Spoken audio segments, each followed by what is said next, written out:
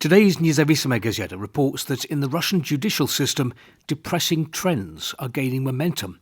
For example, guilty verdicts where there is no proof a crime has been committed. Almost anyone can find themselves facing criminal prosecution. For the majority of judges, their chief motivation is avoiding a quarrel with law enforcement officers. Lawyers tell the newspaper that in private conversations, some judges admit that in some cases they too see no proof a crime has been committed, but allegedly they can't do anything about it because their bosses demand a guilty verdict.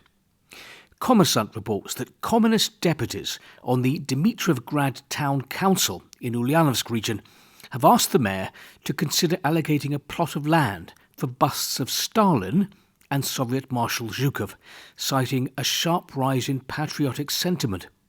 There will be no need to make the bust of Joseph Stalin since it's in storage in a warehouse. Convenient.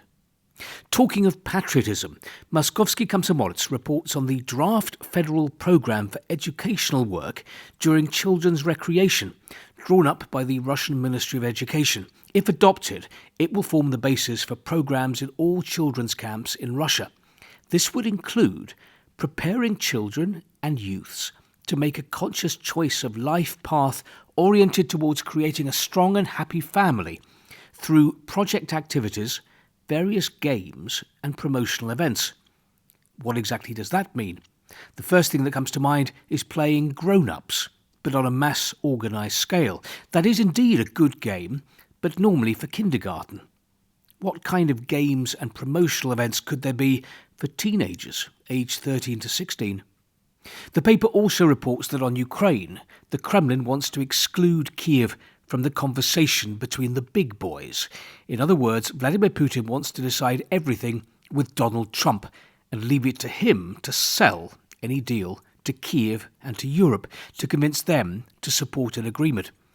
Although this verb doesn't apply to Trump, the new old leader of America talks to his allies in the same way that a Russian aristocrat talked to his peasants before the abolition of serfdom.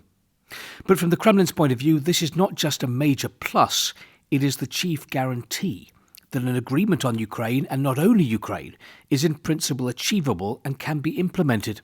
This is the main meaning of the signal that Putin sent in his interview with Kremlin correspondent Pavel Zarubin. First, let's agree between ourselves without the small guys. We await the American leader's counter-offer.